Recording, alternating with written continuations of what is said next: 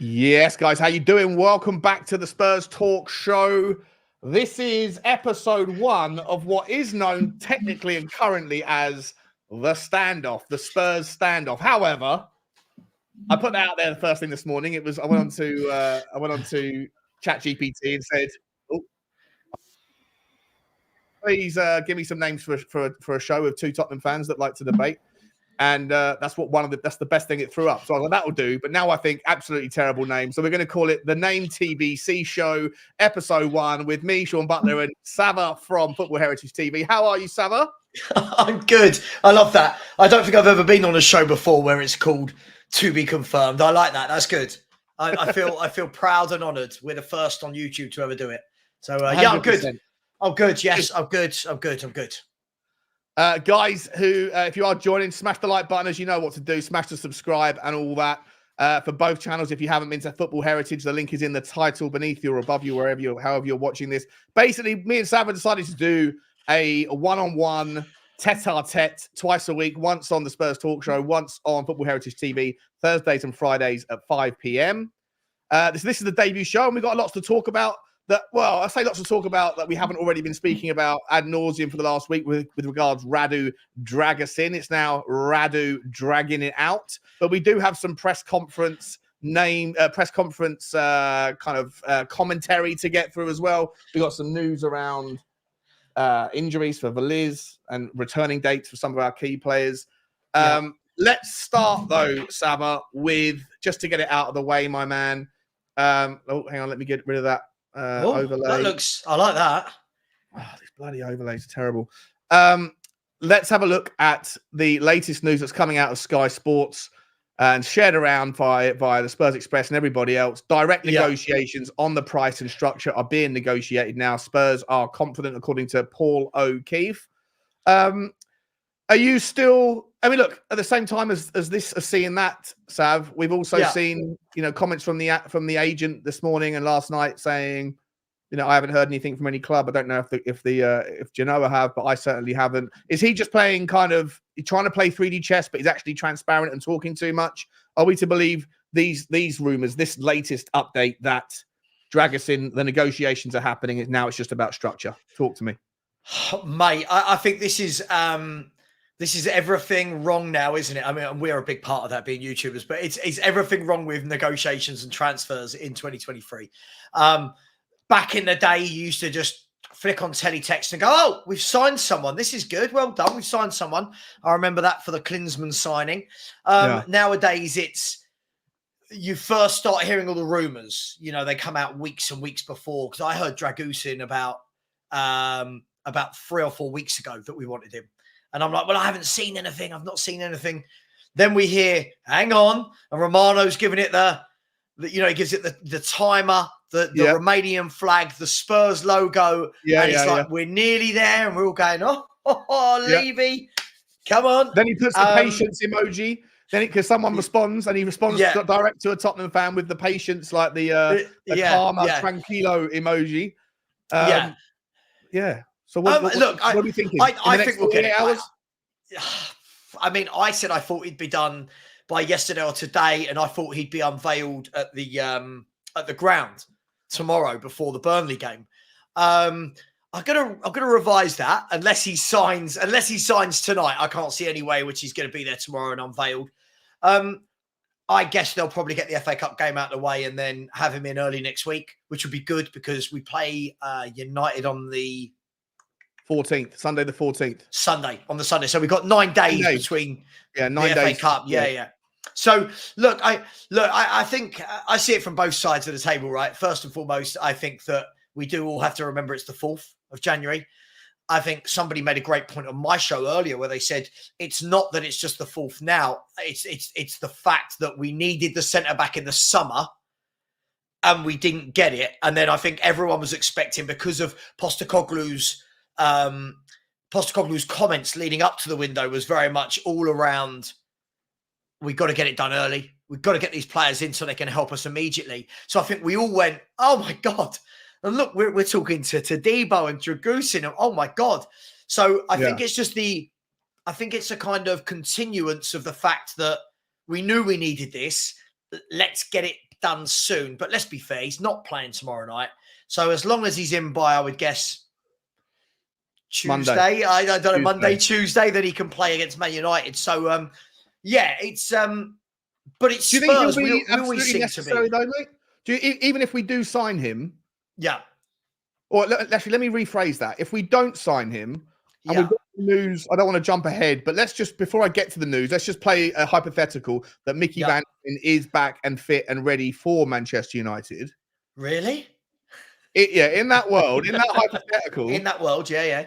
What do you do with, if you don't have a Dragusin in, do you play Van de Ven and Emerson Royale as centre-backs? Or do you play Ben Davies and Van de Ven? How do you shoehorn two left-sided centre-backs in? Which one do you move over to the right? What would you do? I think that Mickey Van de Ven is good enough that he can play on the right-hand side. I don't see it as a huge issue. I think if you're a top player, you can play wherever. But ideally, I think what we saw, do you remember when we bought Van de Ven? I think we got him just a couple of days, didn't we, before Brentford, if I'm not wrong. I might be wrong here. I'm pretty sure it was quite close. It was late, to it was very late. Yeah. And the whole conversation leading up to that was, does he get chucked in or not? And people are going, no, he probably needs some time. And we saw the team news and it was straight into the lineup. So I would expect probably the same with Dragusin, if I'm brutally honest. Otherwise, if you're not going to play him in that Man U game, why rush? Do you know what I mean? If you're not going to play him by the 14th of January, why rush? So I think he'll play if he arrives. I think you've got to be ruthless. People will say, oh, it's harsh on Davis and he's played well in some of the games. For me, if you want to be a big club, you want to win things, there's no room for that sentiment. Get in your new signing, get him in the team, let him build some rapport with Mickey. Any concern? Like, I agree generally, but I would say this guy hasn't played in a back, or very rarely plays in a back four, and very, very rarely plays on the halfway line, using the halfway line as an offside trap. Hasn't played in the Premier League. There's a lot of haven'ts, a lot of never has. Like never have I. If you were playing Never Have I Ever with Radu Dragusin and making it about the Tottenham squad, the Tottenham system, he'd be drinking a lot. He'd be more drunk than I am on a Friday night normally. And to me, I just wonder and worry a little bit whether or not are you throwing, if you only have, let's say it doesn't get done until Wednesday next week. Yeah. Thursday next week. Like the Van de Ven deal. Is there any concern in your mind of going, well, he hasn't even practiced. He won't have even trained for a split second, the system, the model. He won't know the teammates. Does he speak English? I don't even know. Does he speak English? Yeah, let's go with yes. I'm going to pretend I know. He speaks fluent English. He did it at school.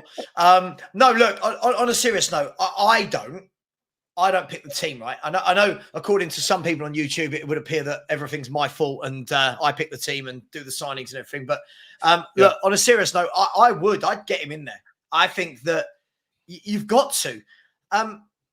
Otherwise, I think what happens is, I've just seen your shameless title, by the way, of Radu, drag it out. Love it. Otherwise, I think what you do is you end up putting him in the squad, then Romero's back and he hasn't played, and then it becomes for me a game of when does he get his first action, and then it becomes a hang on, we bought a player. I'd get him in, let him play. He's a good defender.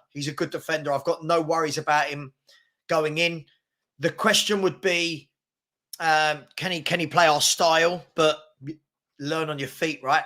Learn on your feet. If not, why are we buying him? So I've got no qualms. Have you? I do a little bit, yeah, because I think that if he comes in and plays, if you put him on the right of a back four with Mickey Van de Ven, if you ask both of those players to start, Mickey Van de Ven hasn't kicked a ball in competitive football since October. Like I say, he hasn't kicked a football in the Premier League. I don't know if he knows English. Maybe he does, maybe he doesn't. He won't have had any time, depending on when we sign him. I've got less concerns if you sign him on Saturday. If you sign him on Thursday, and the team travel to Manchester on Friday or something, or Saturday, then I worry a little bit about, you're playing against a team, Man United, that can hurt anybody when they want to. And I just worry a little bit, like, imagine if he gets absolutely exposed, not because he's a bad player, not because of any other reason other than he's never played in this sort of football at all. Can you imagine the reaction of some of the fans if he gets turned on his ass by the people that aren't patient, right? Yeah. Look, yeah, of course. Look, you've always got for every yin, you've got a yang, right? To coin someone I know on YouTube, the bitter with a better. And look, to be fair, we heard all this with Mickey van der Ven, and he went straight in and did a sterling job, apart from the own goal, which wasn't his fault really. But but that's right. Yeah. For me, apart from losing 6 points on FPL, minus 6 points on the first game week. Yeah. But you do make an interesting point, right? Like Rashford, will be. I mean, if he went in and slotted in, obviously he'd slot in on that right hand side of the centre halves. Or Garnacho's running at him, twisting and turning. Garnacho, Rashford. Look, of course, but look, let's be fair. He's going to have had top players running at him before. He's whenever I've seen him, I've never thought, oh my God, this defender's being taken to the cleaners. And this notion, but it's the pace in the Premier League. I mean, we're talking like no other clubs in the world have got any pace in their forward lines. I'm not worried. I'd get him in, and surely this is what the club have done. They've scouted him, right? They've scouted him. Get him in. Sorry, Davis, but depending if Van der Ven's back fit, sorry, but hey, this is big boy stuff. This is what we want to do. There's no room for, but he's done really well. Don't care. Best players out on the pitch. And United won't be an easy game. I think we need to remember that, Sean. I don't think it will be an easy game all round. Because United of course not. They are definitely a funny team. They seem to grab a win whenever Ten Hag is under pressure. Yeah. And then once they've won that game and the pressure's relieved a little bit, they then lose. I think who have they got in the FA Cup this weekend? Who have they got? Yeah, they got a difficult team. No, they got someone. Is it a Wigan or a Bolton? They got someone. Someone close. Think so. The Manchester derby. I'll have a look. Who they play? Is it this weekend? Is it? I'll have a look. Look, I'm my overriding feeling is I'm not worried, but what I am worried about in general is playing Man United, just because I think that they're going to try and do to us. Sorry, going off topic a little bit. I think they're going to try and do to us what they did in the second half against Aston Villa, where the high line, like Villa play a high line like we do, and Garnacho, Rashford, I'm not saying these are amazing players, but they broke through time and time again. They're good players. Very dangerous players, yeah. What they won't do is miss as many chances as Bournemouth did or Everton. So just gotta watch out. Gotta watch out on that one for me. Can I ask you about this? Because again, look, we've got to be fearless in the commentary here and not worry about how people are going to react. You've got to say what we want to say here. Sorry, Sean. I know. Yeah. Sorry, what? I think me and you are both probably going to say the same thing. Sure. That's gonna wind people up a little bit. But this idea that Tottenham play at high, I've got no problem with the strategy, the formation is fantastic. But when you're 3-0 up, and you're still looking for a fourth, because the mindset is to always play like you're 1-0 down. Yeah. And it's 100 miles an hour. It's 100 miles an hour all the time. I've said it before. It's like you're driving down the motorway at 60 miles an hour, but you're in second gear with the odometer at 10,000 revs and the engine screaming, like, give me a chance to catch my breath, slow it down a little bit. Yeah. If you do get to a healthy lead against Manchester United away from home, are you okay with Tottenham still maintaining the same philosophy throughout the game, like the we never stop? Does that in your mind ever get to the point where it's like an impressive ideology, but where the rubber meets the road, you should kind of wind it down a little bit and protect what you have, like Aston Villa didn't do and got punished for? Yeah, I mean, look, I can't be contradictory. The one thing that I said in that game, I've got a lot of praise for Aston Villa. The one thing I said is I just felt that when they went 2-0 up, it all became so easy for them. They started cruising, right? And I think sometimes in-game management, that's one of the things that has been thrown at Ange, right? Is the in-game management of, right, just chill. Like, there's no need. We don't, let's have 5 minutes where we're not gung-ho and everybody's breakneck speed. Look, it depends on a number of factors. Who's 100% fit in the game? For example, if Bentancur's still on the pitch at that time, do I want Bentancur going hell for leather? No, I don't, right? I want to nurse that injury. because he's just come back from, let's say, essentially a year out. You know, do we want, if Dragusin's playing, do we want him to be involved in a helter-skelter 100 miles per hour game? Look, you never know how a game's going to go, but I do think there is a degree of in-game management. And I agree. That's where I think sometimes this season I've just felt, I know lots of people go, well, that's how Ange is, it's all or nothing. But sometimes I think you've just got to take a bit of sting out of a game.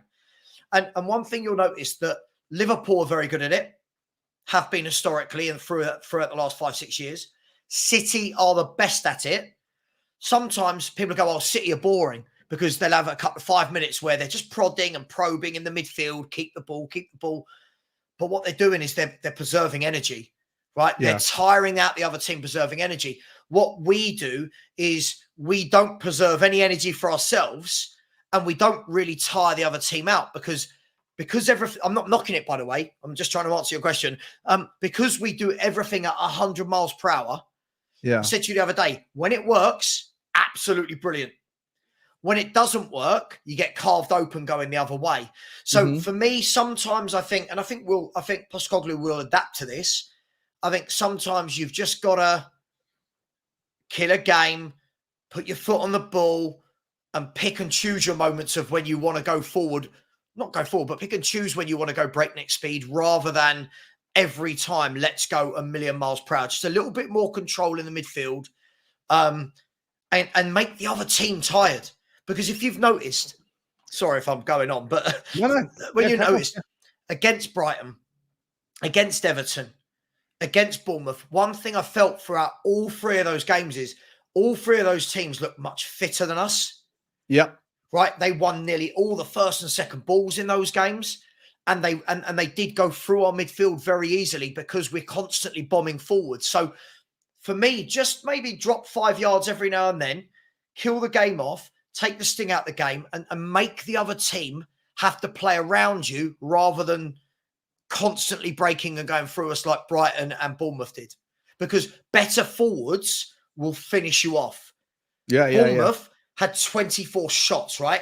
Better teams, you give them 24 shots, 4 or 5 of those go in, like we saw against Brighton, right? So for me, just a bit more in play, caution. Smart. Yes. Yeah, I agree. Yeah, a little bit, work smarter, not harder. Yeah, you don't have to go at 100 miles an hour the whole time. Manchester City don't. They go at 100 miles an hour to win the ball back.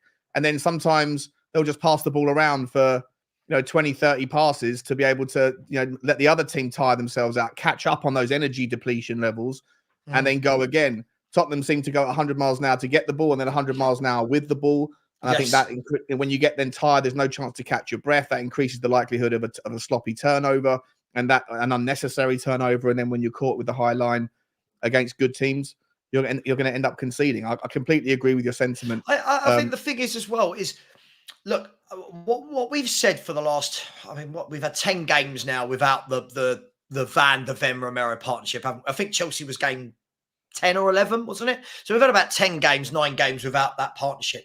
Now, everyone just blames that now. Every time we don't play well or don't win a game, that is the go-to excuse. And I think that's wearing a bit thin, Sean. I'm not saying our centre-halves are good that have been playing, but at the same time, I think that where Brighton beat us and where Everton dominated that game from the 30th minute onwards and where Bournemouth dominated the game against us, it wasn't at the back, it was in midfield. When they broke through on midfield, they overloaded us. And I just think we need to be just a little bit cautious. Will it help having the players back? Yeah. Common sense it will. Yeah. But there's still going to be times where we flood forwards and you've just got to make sure. Now, a City have a Rodri there doing all the protecting. I don't think we've quite got there that glue. Yet. And I think Pape Sarr, believe it or not, I'm sure everyone believes it. He seems to have emerged as such a key player for Tottenham. I think he calms everyone around him down. I think when Pedro Porro knows that when Pedro Porro's ventured forward and knows that Pape Sarr is playing on the right-hand side of the 8, the right-hand 8, he feels a little bit more confident that if the ball does get transitioned over the top, Sarr can get in and help out. I feel like Gio Lo Celso looks more confident on the ball, knowing that Pape Sarr's behind him. Against Bournemouth, the sliding doors moment in that game was Pape Sarr's injury. And by the way, I just want to press pause this for a second. I want to do one pivot, then I'm going to get to these super chats because Donna Cullen and Daniel Levy are having a conversation with themselves. I appreciate Are they having a rupee off? A rupee off, yeah, I'll take it. Yeah. I think maybe Donna Cullen wants to put some rupees in my drink, knock me out, see what happens. Play on words there for anyone who doesn't get it. The question I want to ask you, mate, a little bit light-hearted question here. Does Tottenham have a crybaby problem? Right, Richarlison cries an incredible amount. Right, not always when he's injured. Sometimes when he's just emotional. Sonny, every time he was subbed off, looked like he was in agony. Most of us were going, "Oh no! Look at the video. He's in tears. He's definitely injured." And then the next game, he's back out running around at 100 miles an hour again. He cries. Pape Sarr cries, and he's absolutely fit. He's got off and flown off like there was no injury. Apparently, just got a bad knock, and he's gone off to join his country for the Cup of Nations, the African Cup of Nations. The only player that I feel like who's cried recently, who doesn't necessarily have a kind of, I haven't got a problem with it, is Alejo Veliz, because he's actually out for 2 months, right? That's the news today, which is terrible. So do we have a crybaby problem? I mean, I don't know what's happened to footballers. When I was growing up, no one was crying. I mean, yeah, you can have the famous scene of Gaza in the semi-final of a World Cup, knowing that he might miss the World Cup final, right? But in general, I don't remember when I was growing up watching these men cry these were. I'll be honest. I've just watched today a program about Howard Kendall's Everton side, right? That won the European Cup and the league in the 80s, right?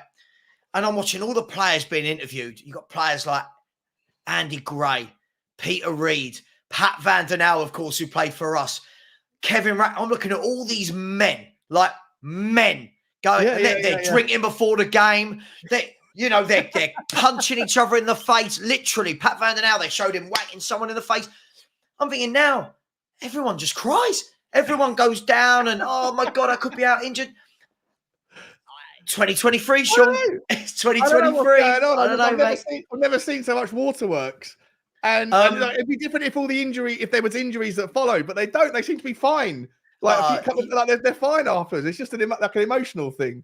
I find it funny. Listen, I think everyone in the world. Give it a rest, Isaac. We're not mocking mental health, mate. Give it a rest. Oh, Jesus Christ. Mental health. God. What are you talking about? What on earth was that? Look, I don't know. Look, at the end of the day,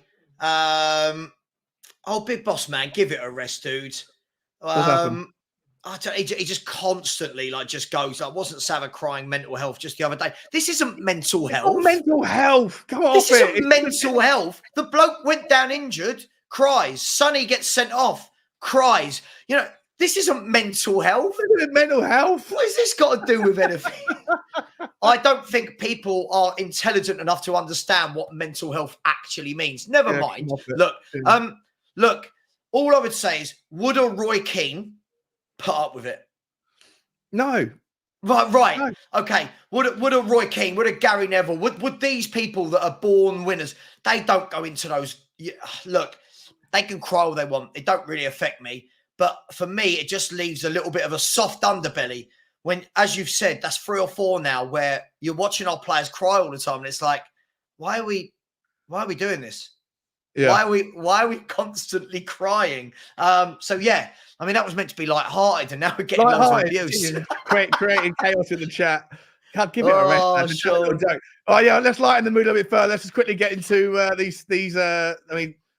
Donna Cullen, Mr. Butler, I have divorced Sava. Now I'm yours. Thank you very much. When are you doing unspeakable things to me? Unspeakable fantasies keep me awake. Okay. Appreciate all these, by the way. You don't have to do these things, but I do appreciate it. Donna, get away from. Oh, he's pivoted now. He's gone. Okay, Donna, get away from Mr. Butler. He is my love, Mr. Butler. My butler, Mr. Butler. Ignore my partner, and I will love you. What about Tracy? Donna. Tracy can find someone else. I got no idea what's going on here. Mr. Levy, what is happening? Mr. Butler's 24. Let's be together in love. It is 2024. This is. Listen, I'm very, very grateful. I'm very, very grateful. Please, you don't need to do that. You can continue the dialogue in the thing in the normal chat. But thank you very much for the super chats. Wow, weirdest thing I've ever seen in my life. Wow, very much appreciate it. Let's talk about Alejo Veliz, though, mate. 2 months out. Yes. How big of a blow is this for us?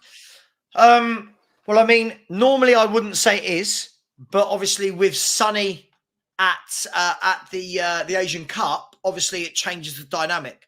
But don't worry, we've brought back Dane Scarlett from Ipswich, who I think played like 150 minutes for Ipswich. So listen, it's really difficult with Veliz because I'd love to sit here and say to you what I think of him as a player. I don't know about you, Sean. I don't feel like I've seen in any of his appearances a long enough number of minutes to say what he is, what he isn't, and how good he is. I feel like he literally gets a few. He's been in either 3 or 4 minutes here or there earlier on in games when we were holding on. We weren't chasing anything. We weren't trying to score. We were basically just trying to hold on to leads most of the time. I think it was one against Aston Villa. And then, we weren't putting the ball in the box enough. We weren't doing enough to try and get anything out of him.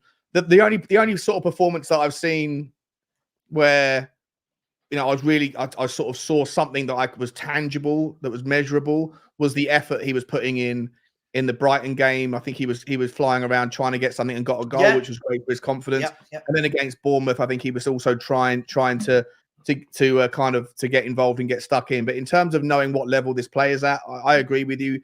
Haven't really seen enough from him in situations where he can do his thing.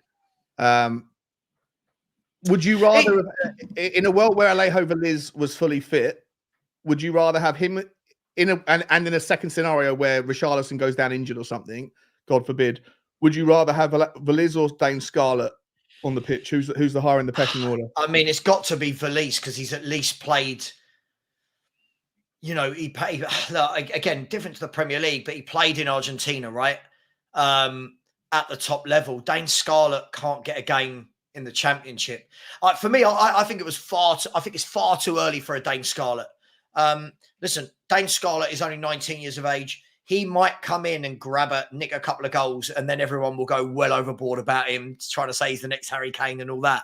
But for me, you would have said it would have been Veliz. The fact that you've gone out and actively purchased him. If not, they wouldn't have actively purchased him. They would have kept Dane Scarlett in the squad and let him come through. But at the end of the day, we are where we are. If Richarlison comes off injured now, you are left with whether you put Brennan Johnson through the middle as an option, Kulu as a false 9, or does he go with a Dane Scarlett, a Donnelly, what's his name, who's meant to be going out on loan, a Jude Sunsop Bell. Interesting. We're one injury away from finding out. Well, does this injury, let me continue because it's a weird one, but does this injury for you reprioritize secondary signings in the window? If we had ambitions to do something else other than just get a Dragusin in, does that mean, do we say, oh, you know what? Sorry, Jota, we would like to have got a left winger, but actually we've got Manuel Solomon coming back. No. And actually maybe now it's more important to go after a number 9 and escalate that. I don't think so because of how many games are actually being played in January. I mean, that's the saving grace. When all is said and done, how many league games we got in January? Yeah, but Veliz is out until March. No, Veliz is, but Son will be back, won't he? Son's not going to be gone for 2 months, is he? So no, true. My point is, I think that if it got to that stage, I think that they would look. I would go and get a striker anyway, right? You know me. I want a striker. I want a proper goal scorer at this football club. But if they weren't thinking of doing that, I don't think that would change them. I think that they would batten down and go with what they've got for 2 league games until you get Sonny back. You've got, I mean, Brennan Johnson, I've seen play through the middle for Wales. I wasn't that impressed, to be honest, because obviously holding the ball up and touch and technique isn't really his game. But I suppose you could play him there. You could play Kulusevski through the middle if you really needed to. I don't think they would, if I'm brutally honest. Just me. What do you think about Manor Solomon coming back? Yeah. I'll tell you, let me preface this, right? So a couple of days ago, I was doing a live stream with Johnny, and I'd got the Y Scout tool up, and before the show, I'd like dialed up all the filters, and I was looking for a left winger, and I was looking for players that can drive at who's got really high success rates at crossing the ball, people who've got really high success rates and frequency of taking players on, people that receive the ball well, people that distribute the ball well, people that get assists and goals, and basically everything that we would look for from an Ange Postecoglou style left winger. I dialed it all up to filter it away from the 10, 15,000 or 25,000 left wingers there are globally in world football, and I got it down to about 50 that were valued at more than £1 million. And there was the likes of Mbappe were up there, Vinny Jr. was still up there, those sorts of players. But you know who was seventh on the list in terms of valuation? Manor Solomon, right? So statistically, in the last 365 days, Manor Solomon has put in performances where his per 90 stats at doing the things that a number 7, we'll call it, we would want them to do. He's on that list. So I just wonder whether or not we haven't really seen the best version of him yet, but actually he might be a pretty decent and important sort of option to go with for the second half of the season. Yeah, look, I think that Solomon's definitely got a unique skill set compared to the rest of the wingers we've got. I think he's the only winger that wants to go at a man, check inside, check outside, little Cruyff turn. Do you know what I mean? He's the only winger that wants to use his technique and skill to really get past a man. All the other wingers we've got, I don't think are that ilk. How good is he? I don't know. We saw fleeting moments from him. I thought he had a couple of really good games in pre-season, but obviously it's very difficult to tell from pre-season how good you are. Saw he got a couple of assists in the Burnley game when we won 5-1, 5-2. I think he's definitely got a part to play. I think like most people, I don't know about you, I looked at it and went, this screams of rotation. This screams of squad player, right? Rather than when everyone's fit, there's my guy. Hence why he went out and paid 50 million for Brennan Johnson, right? Yeah. But I do feel he's got something to offer. And for me, what I did notice about him was he kept trying to take his man on. And you know me, Sean, I love a winger that wants to take his man on. I think it's a dying art. I think, from my point of view, I love to see it. And I think he'll be a good addition when he's back. I think he'll be a good addition. I'm not saying he's going to play every game. I'm not saying he's going to get you 15 goals and 15 assists, but I do think he'll be the sort of person that chips in with 6-7 goals a season and 7-8 assists a season. So I do think that he's got a role to play. I do. Do you think he's got a role to play? I completely agree with you, mate. I think that I'm on the same sentiment. I do think normally we disagree on so much. Today we're speaking from the same hymn sheet, but I feel like Manor Solomon, I wish he would be a little bit less predictable. Not predictable, but he over eggs the pudding a little bit. He likes to do what Sonny used to do, cutting. He likes to do what Decky does, but on the other flank. If he can create a bit more variety in his game, driving at players with that low center of gravity can cause havoc at tired defenses. And I think that, the fact that we're without Sonny, the fact that we've lost Veliz, the fact that we might have to kind of shoehorn players around a little bit, I'll be interested to see how Ange uses him. And according to, let me see if I can get this here. That's the one I want to show you in a second. That's not it. Here we go. No, that's not it either. Here we go.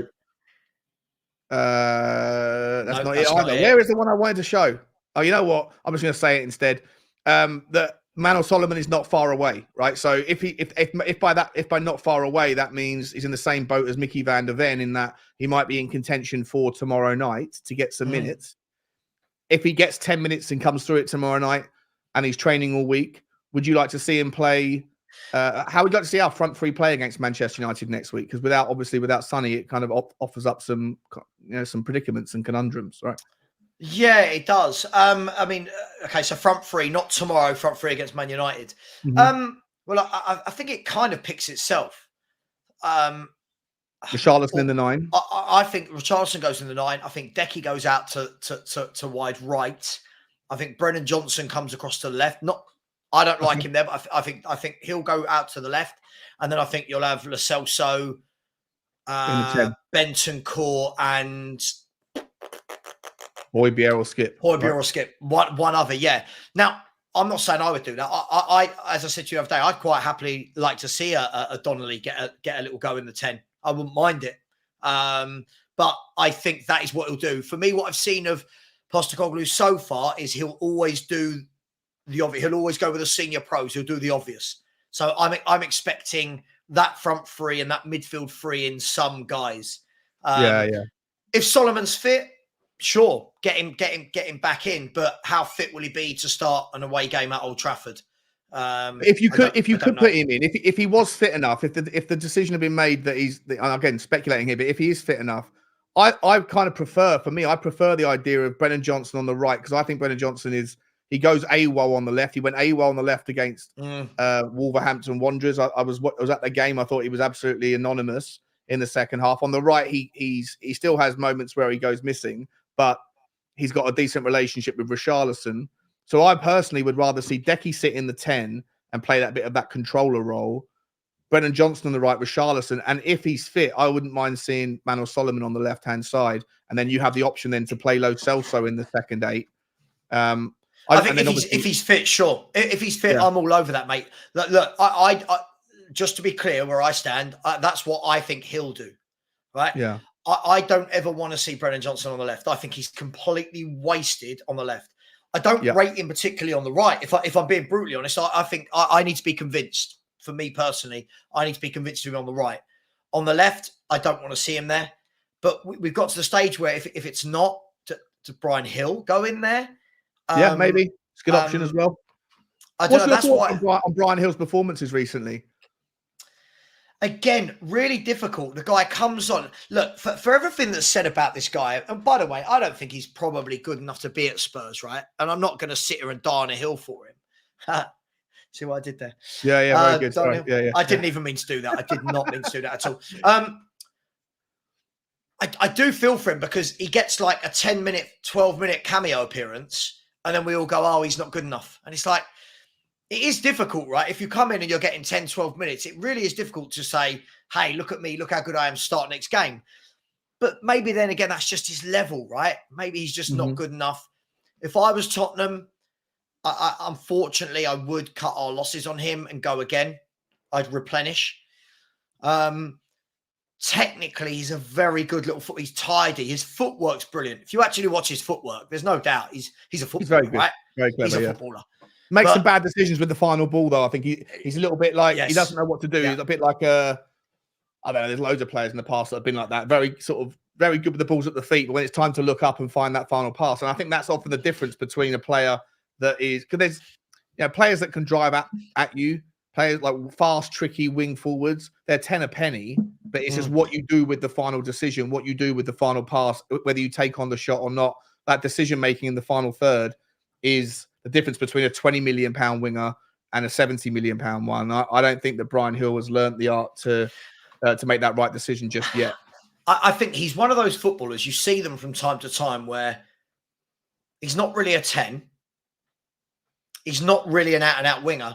And it's kind of like, what are you? Now, when you're that size, the size that he is, when people say I'm not strong enough for the Premier League, I don't necessarily just go with that, because you see some really small players that have thrived over here, right? People like Luka Modric is not big, David Silva. But my point is, you have to have what they have to succeed. Correct. If you're built like Brian Hill. Brian Hill, for me, is, I reckon he'd be an absolute nightmare to play against down at five-a-side.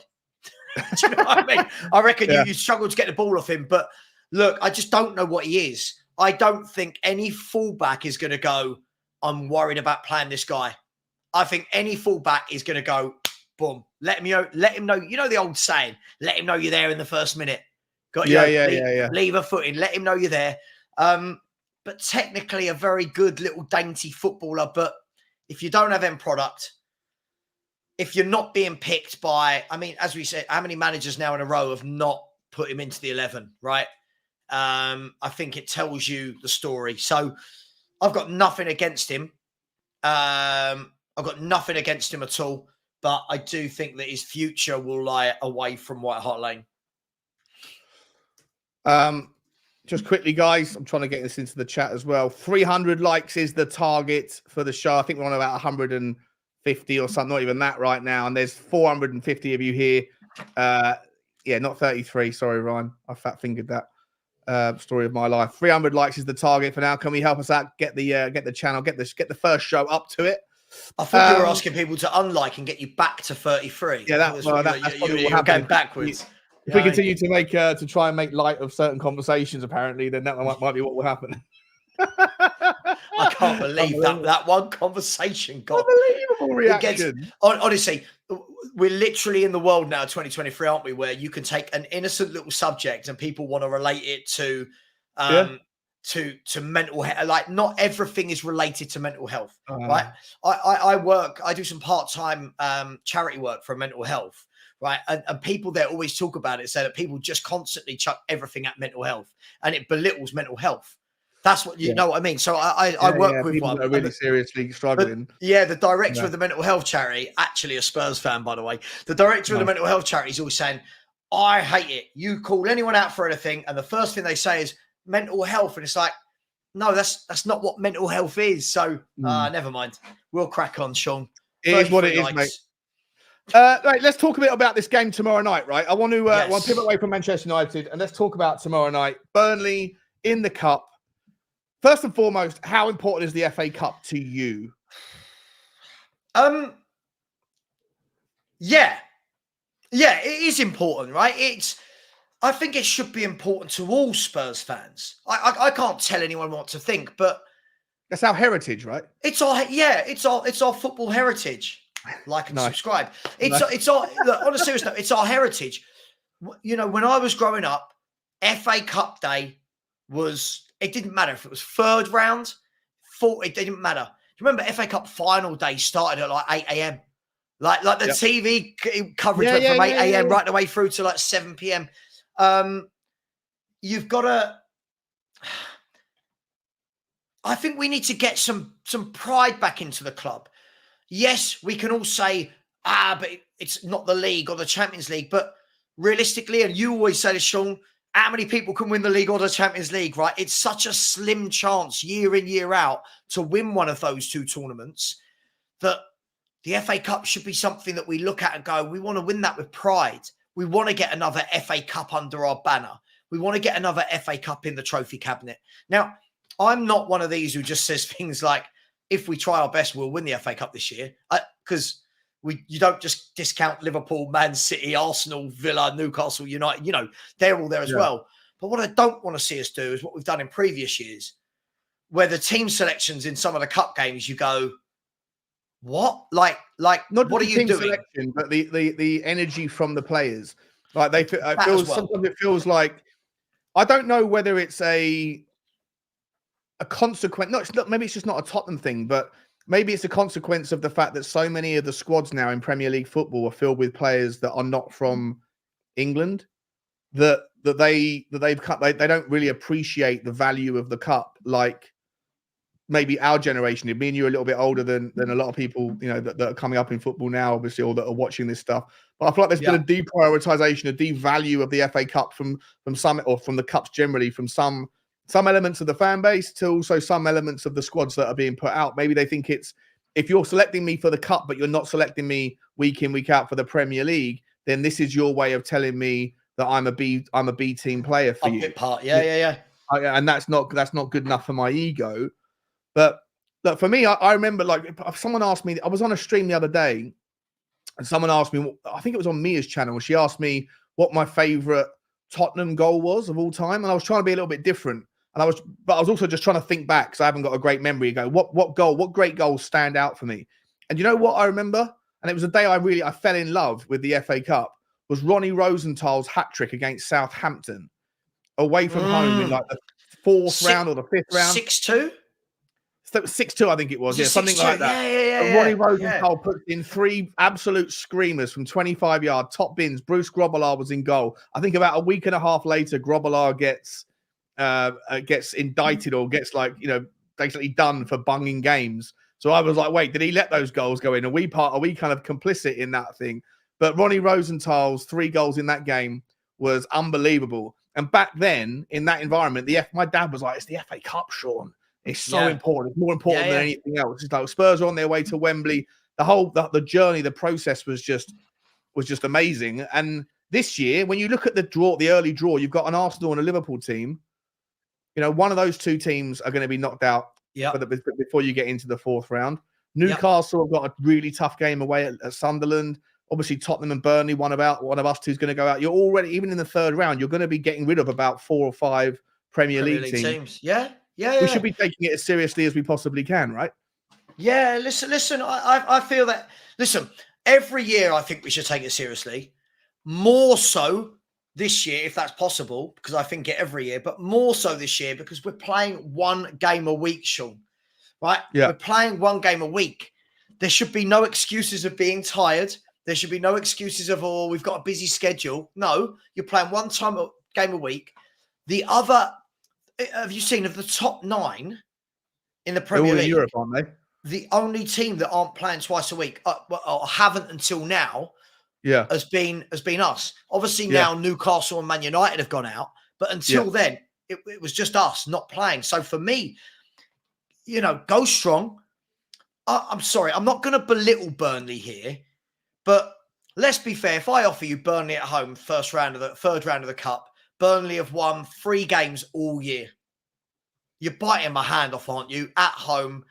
I don't care who's missing through suspensions, injuries in the AFCON. We've got more than enough in our squad to be winning this game. Have they won a game away from home?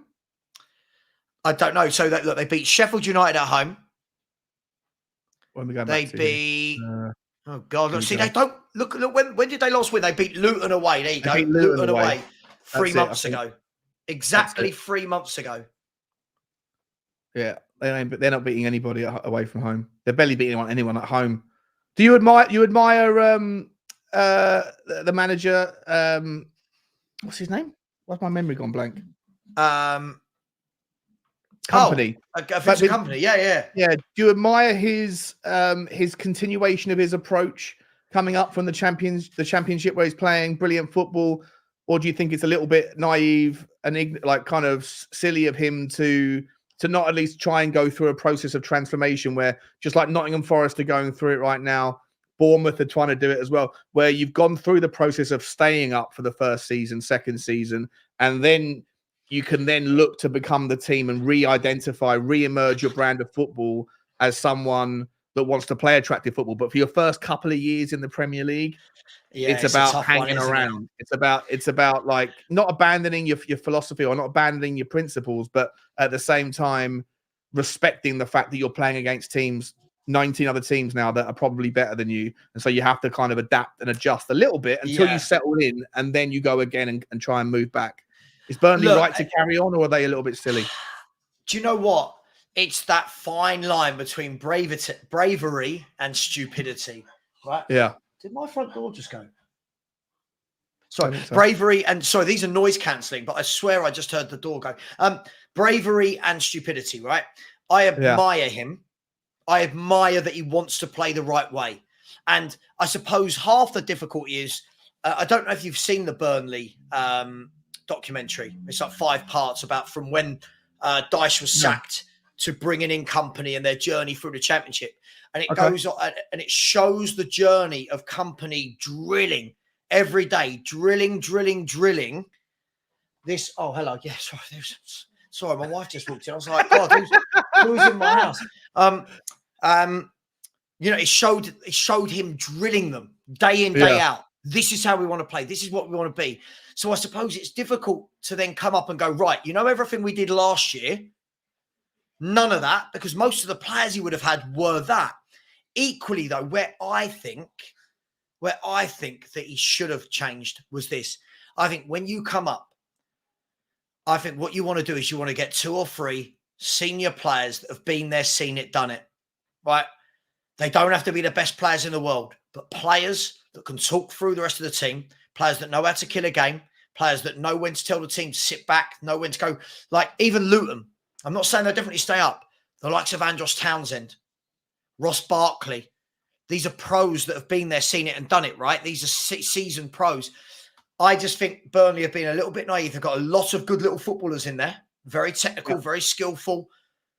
But the problem is teams in this league compared to the teams last season when they were trying to play it will beat them. And the thing is as well, to stay up, I think you've got to have a goal scorer. I think you need to have a goal scorer. And I don't see anyone there that will get them 15 goals a season. So, yeah. And I don't think they've got a chairman that's really willing to splash out necessarily. Like Burnley's chairman came in and was willing to go for it. Forest were willing to really go for it, right? I don't know if Burnley are kind of shaking hands with reality and kind of saying, preserve some money here a little bit, you know. Just quickly, I don't know if this is a legit quote. I'm hoping it is. I'm not even sure if I want to read this out. I might get demonetized. But Ange Postecoglou on the Fulham loss in the League Cup earlier on in the season. When you lose, you're a something, and when you win, you're a genius. Luckily, I'm neither. Can I say that? You learn something every day. I mean, this guy's. I'm not sure if that's right or if that's true. I can't believe that. I can't believe that at all. No. Unbelievable stuff. Unbelievable. I can't believe that that's real. I can't believe anyone would have had the cheek to ask him that question and say, "Sorry, you were." No. I'm going to go with no. I'm going to go with no. No, I'm going to go with no. Well. Oh, he said it. He said it. That word means something else in Aussie land. Okay. Right. Okay. Wow. What does it mean? What does it mean in Aussie land? Yeah, what does it mean in Aussie land, Joe? Let us know. That's insane. It's true. That how can they have a word that means something one thing over here and completely different over there? I'll tell you what. By the way, what does it mean? What does it mean in Right, I'm gonna Google it, see what it means. What is? Hang on. Hearing Jota being allowed to join for free? By the way, someone else has just said that the Jota noise is getting louder. Let me type in. Let me see if it's trending. Jota. Right, I've typed it in, which is terrible considering it's on my computer.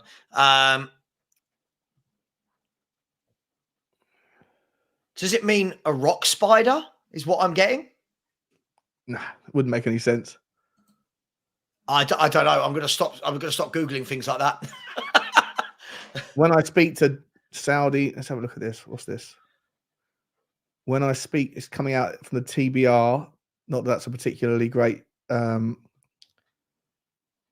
on, let me share it with you guys. Oh, it's slang for like an idiot, apparently. Oh, okay. There's another word that's oh, go away, ads, go away. Here we go. Let's finish up this thing. With the January window now open, Jota continues to be linked. Go away, mate. Not interested. But according to Ben Jacobs, there may not be too much to these links. Instead, Saudi deal makers he speaks to aren't in a rush to move the winger on at the moment. Okay. No rush to move Jota on. Okay, so that's not what we're looking for then.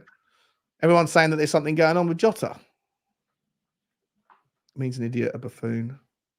Would you take Jota? Yeah, I mean, I'd take him. I mean, it's not like we'd sign him and I'd go, oh yeah, this is the one and blah blah blah blah blah blah. But look, I believe that Ange has managed him before, right? And he was an integral part of what Ange did at Celtic. So you would like to think that if Ange brings him in, he knows his capabilities more than anyone else, right? Yeah. Whenever I've watched him, he was a good player. It doesn't send shivers down my spine. It's not quite, oh my God, bring this guy and you're winning a league. But when I've seen him, he looks good. So yeah, I wouldn't have a problem with it. Would make sense if it was a loan or free for someone. Daniel Levy would love that. Why not?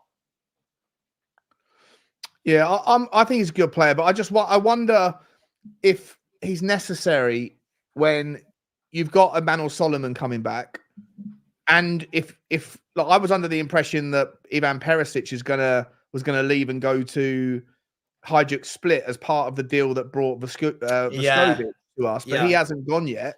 And you'd imagine that if he was going to go, he would go on the 1st of Jan or something. So, and there's no real noise about that. So, in a world where Perisic is going to be fit for March, Emmanuel Solomon's fit in the next week or two, do we really need another left winger that's very similar to a Jota?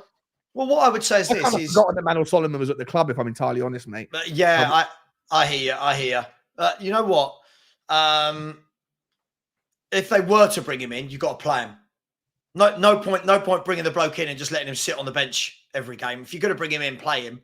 I don't think that will be one that gets done, but it's you never know, do you? You never know, especially with Tottenham in the transfer market. Let's be fair, no one saw the Emmanuel Solomon deal coming, and then all of a sudden it was came out of nowhere, boom. didn't it? It was like, whoa. So I don't know. I'm interested to see, what have Ange and Johan Lang and Paratici and McKenzie, what have they got bubbling away in the background? I'm guessing there's going to be more than Dragusin bubbling away. Let me ask you, would you be disappointed if the only player that came in this window was Dragusin? 100%. 100%, yeah. Yeah, I think we need at least 2. And also, what are we going to talk about for the next 25 days? If the deal gets done and they go, that's it, and they go, Tottenham's business is wrapped up for the window. Then might as well go back to doing some actual work, some running my other business. Because at the moment, I want to stream all the time. Yeah, I mean, I think that I've always maintained I think we'll see 2 indefinitely, and I've always thought that one will be for money, and the other one will be either a free or a loan. I'd happily be wrong on that. But I'd be disappointed if it was just a centre half that came in. Guys, can you keep smashing the like button, please? 184 likes. There's been 450 people in the whole stream. We should at least be on 250. Yeah, the 50% rule, 60% rule. Really helps the channel out. Also, make sure you hit the title hit the link in the title if you haven't already. Get over to Saba at Football Heritage TV. Subscribe over there. We'll be there tomorrow. Mate, what's your prediction for the game tomorrow? Tomorrow night. How do you see it going? 3-1 to Tottenham? 3-1. Yeah, I'm not having any excuses either. I'm not having any excuses. Whatever they put out, we've got good enough to beat them. Right? Let's make no bones about this. We've got more than enough to beat them. I fully expect us to come away tomorrow night with a comfortable win. I'm going to call it now a comfortable win.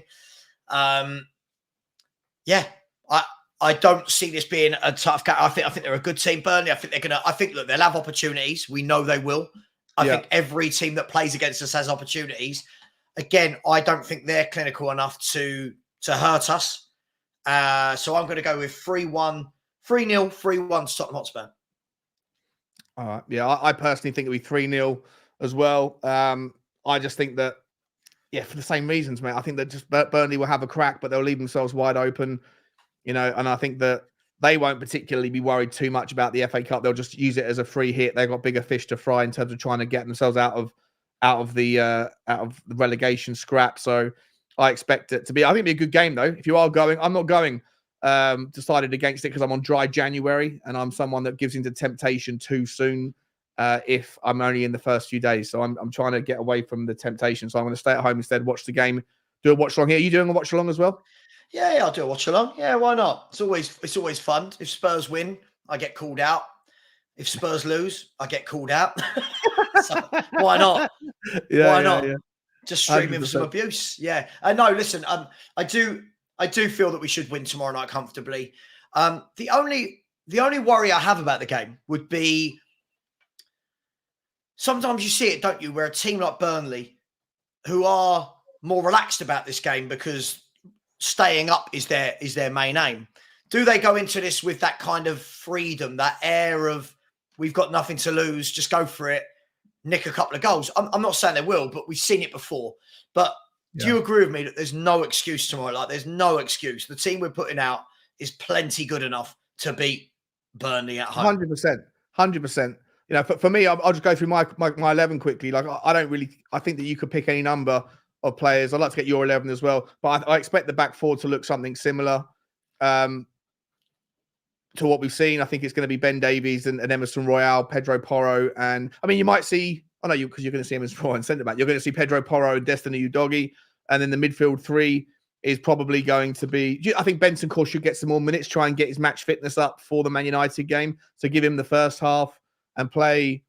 I think you could make the argument to have Gio Lo Celso and Decky in the 10, make that quite an exciting, interesting front three, midfield three, and then on the right, Brennan Johnson, Richarlison up top, and on the left-hand side, Brian Hill, I think would be the way I would expect it to start. How about you?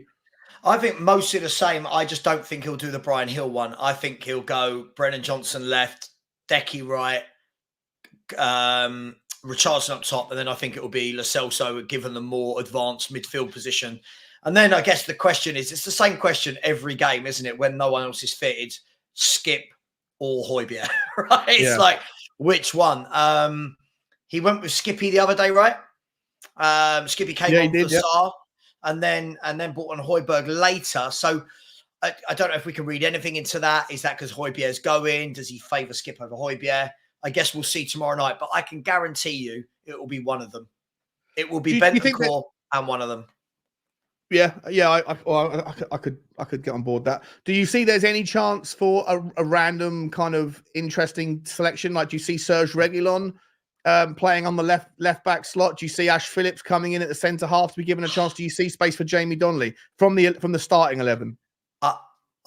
Listen, if you would say, would I like to see some of that? Yes. Yeah. Will we? No. I think we've seen enough from Ange now to know he's got no interest in it at all.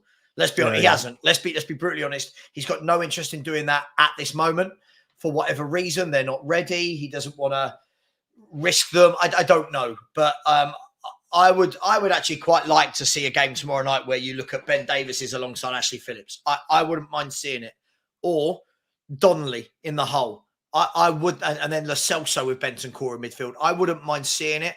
I can't see that he's going to though. But hey, I don't think I've ever seen a team selection from Postecoglou and gone, oh, do you know what I mean? I think on the main it's been very much what you would expect, but yeah, we'll see. We'll see. One last question for you after this super chat. BM, thank you very much for coming over from Korea. It's 3 a.m. Wow. That's commitment to the Tottenham content. I really appreciate you stopping by, buddy. Big up, guys. I think Jota is Ange's star boy, so I don't think Solomon comes into the equation. Well, I think Solomon can play on the right. Solomon's versatile as well. It'd be really interesting to see if Jota comes in. I personally was saying on my walk earlier that I think it would be the easiest deal of all of the names out there. But I just don't like now. I'm thinking about it. If you've got Perisic, it's not that far away. You've got Solomon that is back. You've still got Brian Hill. There's no noise about him leaving in January. And you got Brennan Johnson. You're starting to get those numbers back, those options back in the width. Yeah. I'm trying to think like, hang on, if Jota does come in, then what does that mean for outgoing? Surely we're not going to have for the last 3 or 4 months of the season, Perisic, Hill, Solomon and Jota and Brennan Johnson and Sonny when he comes back. Surely we're not going to have six wingers to choose from for the last 10 games of the season, are we? Yeah, I agree. What I don't want to do is I don't really want to see the squad padded out with a lot of average wingers. At the moment, you know my feelings. I don't look at any of our wingers and go, oh, yeah. I think we've got a lot of okay wingers, but for me, there's no standout. What I'd rather do is if we are going to get another winger in, make it a top winger. Do you know what I mean? Yeah, Make it the winger that makes a difference. Yeah. I look at all of them. Is Jota that guy, though? Is Jota really the difference maker? I guess it's hard to say, isn't it? I mean, look, good for squad options, but as I've said to you for ages now, something for me don't quite work in the front three. I still think it's missing a component. And I think it's when I watch Liverpool and they got when Diaz is on form on the left or Jota and Salah on form on the right, and then you look at Man City with the Fodens and the Grealishes and the Dokus, I just think I want a player like that. I want one player that you go, yeah, that guy has to play every game. He is a handful. He takes his fullback on. That's what I would want to see in the future. I don't think it's going to happen anytime soon. So you want a new version of a Sonny someone who's exciting, like Sonny of old, someone who drives, someone who's really good, someone who gets a number one name on the team sheet every week, driving at us down the left or the right. Not necessarily a copy of Sonny, but that sort of level of caliber. Yeah. I mean, look, Jacob said Luis Diaz's arse cheeks. I mean, I watched him the other night against Newcastle when he was excellent. He tore them apart. You've got to remember, he's just come back from an injury as well. He's a very, very good footballer, is Luis Diaz, who's just been, you know what it's like? A player has a bit of time away from form and it's, oh my God, they're terrible, blah, blah, blah. He's a good winger. He cuts in, he goes on the outside, he's got skill, he's got pace. I'm not just saying Diaz. I want to see a different style to Sonny, if I'm honest. I want to see someone with a little bit more trickery in their footwork. I want to see someone that doesn't always have to be as direct. And so, to allow Sonny to go into the number 9 position. But that's just me. What I want isn't necessarily what Postecoglou wants, right? But I look at Brennan Johnson. I think we're definitely missing something. Like, bearing in mind that Perisic is going to be gone at the end of the season, Manor Solomon, in my opinion, I don't, as much as his stats look really impressive for what you're looking for in a player, and maybe that's one of the reasons why we went after him. Maybe the stats told the story. But I do think he was signed as a resellable asset. You get someone on a free transfer who doesn't take up too much wages. You could sell him for 10 million. So there's probably that option that he might go in the summer anyway. So like, it would be nice if you were to kind of cut the wage bill, cut that, make some money back in those options in the summer and then really go again. I'm not sure Jota's the guy. If you're going to sign Jota, bring him in on a loan to see what you're getting, because he hasn't played much competitive football in the last 12, 18 months. And and you still don't know, even him at his very best at Celtic, where he was getting 10 goals and 10 assists in the last 2 or 3 years, you still don't know whether he's going to be able to step up. A lot of Celtic fans will tell you he absolutely can. He's that good. And of course. I'll lean into their opinion, but I still want to try before I buy. But in the summer, I think it would be awesome to be able to go and find someone that really is, a terrifying prospect, someone that's got that kind of that fear factor, someone who opposition defenders don't know whether he's going to cut in or go out, That's it. Fear factor. For me, I don't think any of our wingers have fear factor. They have moments. I'm not saying they're all terrible. They have moments. Like Brennan Johnson the other day, a good cross for the goal, yeah. But other than that, if you ask the Bournemouth left back, did he have a tough game? I'm pretty sure he's going to say, not really. I was quite comfortable. Salvio of Girona, for example. I know he plays for Girona, who are owned by the City Group. So I'm guessing that he'll go to City. But that type of player gets the ball, takes his man on, got a Doku skill, type as well, something like him, right? Yeah, and even Doku still learning, still raw. But he gets on the ball and you don't know what he doesn't know what he's going to do. I was going to say that, yeah. But when people go, he doesn't know what he's going to do. What that means is the fullback doesn't know what he's going to do. And it's so difficult to play against. And for me, I would like to see that. If not that, I would like to see a proper number 9 who's prolific and get Sonny back there. I think would you bring an Eze in and let Eze go off the left-hand side?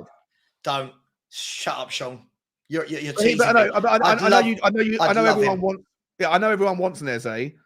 But Eze can play in like a multitude of positions, right? Eze can sit there and play in the 10 if needed. He can play everywhere. But I don't know if he's a brilliant, brilliant player. I'd love to have him, but I don't know if he's that scary, terrifying winger. I'd do absolutely everything that a winger can do. I'd take him and Elise and float them about and play them wherever they want to play. I think they're terrific footballers. They are footballers that when they get the ball at the feet, I can guarantee you, I always talk about this, I can guarantee you the player playing against them hates it because they've got tricks. They've got that ability to drop a shoulder and go. Ours don't. None of ours do. If we're going to be brutally honest about it. I don't know. I take both. Who would you prefer? They're different players, aren't they? That's my point. Yeah, right? Very different. He's a little bit more of a kind of an all-round, brilliant, fantastic player, but I don't think he's quite that terrifying winger. But Elise, I think he is. Elise plays more, but Elise plays on the right more, so I'm not sure. Elise is more a street footballer. And when you get like Zaha was, these are players that they love playing football. They get on the ball. They want to score. They want to create. Listen, I think if Tottenham started making moves for players like Elise, right? That is when I start going, yeah, now we've got some options. That for me, he trumps anything we've got in any of our wide positions, does Elise. Yeah, So, yeah, 100%. listen, I'd love that. You've got Bakayoko. He's a very good young, talented player. You've got Ooh, Elise. he's You've clever. got I like Bakayoko. there's so many good He's players. And gettable as well. He was going to go. He was at the airport waiting for a flight to Nottingham Forest in the summer. He is gettable. They just couldn't figure out that they couldn't get a replacement in time. Bakayoko is a player that I'd be very interested in seeing him come to Tottenham. I think if he was willing to go to Forest, he'd be willing to come to Tottenham. If PSV were willing to sell him, if they could find a replacement, that's something that might be that could re-emerge. I haven't seen any links for him this January either. So no, absolutely. And I think the key thing for me is what I would like us to do moving forward as well is why can't we pick up the Eze's and Elise's before they're the Eze and Elise we know now? Yeah. Do you know what I mean? How have Palace gone and got two of them? I remember at the time people saying, and I was one of them saying, one of them came from QPR, right? Yeah, Eze from QPR and Elise from Reading, right? I think it was that way around. I remember watching Eze and thought, someone's going to snap this kid up immediately. He's a footballer. And when I say a footballer, that sounds silly, but he's a footballer that gets the ball, wants to do things. For me, I think a lot of our wingers are very one-dimensional the way they're programmed. And I just want to see a little bit more of a free spirit. We've always had those players. We've always had them throughout down the years. You look at Chrissy Waddle. I mean, what you'd give to have a Chris Waddle in your team now, a Janola, a Gareth Bale. When you look at these people that just had so many different skill sets, then when I look at Solomon, Kulu, if he's out wide, Brennan Johnson, it's a bit Hill. It's all a bit, yeah, they're okay, but none of them get me off my seat. Not one of those players I just mentioned do I get excited about when they get the ball at their feet. Yeah.